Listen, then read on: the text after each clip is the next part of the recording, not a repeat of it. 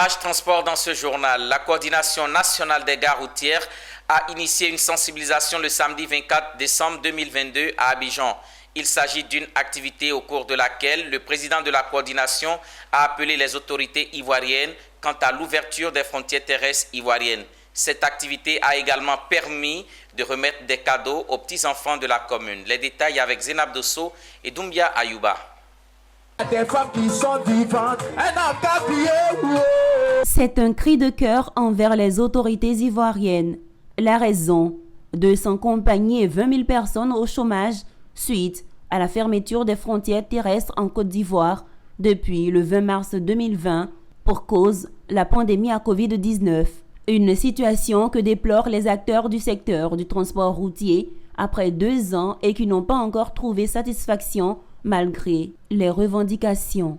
Dans une déclaration, le président de la coordination nationale des gares routières de Côte d'Ivoire, Adama Touré, a fait un plaidoyer au président de la République de Côte d'Ivoire pour une ouverture des frontières. C'est précisément le 20 mars 2020 que les frontières ont été fermées, créant ainsi d'énormes désagréments aussi bien aux compagnies de transport qu'aux voyageurs. Pourtant, les frontières aériennes et maritimes n'ont pas duré dans cette situation de fermeture. Elles ont été trop vite ouvertes, donc depuis le 20 mars 2020, les cas de voyage sont sur cale, ce qui n'est pas normal. Les compagnies estimées à plus de 200 compagnies de transport qui desservent les pays de la sous-région sont carrément fermées, mettant ainsi au chômage plus de 20 000 personnes quand on fait le point des employés de plus de 200 sociétés de transport. Nous venons officiellement demander à son Excellence, Monsieur le Président Alassane Ouattara, afin que les frontières soient ouvertes. On veut vraiment que la réalisation de ce vœu soit notre beau cadeau de fin d'année 2022. Excellent, Monsieur le Président, c'est vraiment notre vœu le plus cher aujourd'hui, mesdames et messieurs.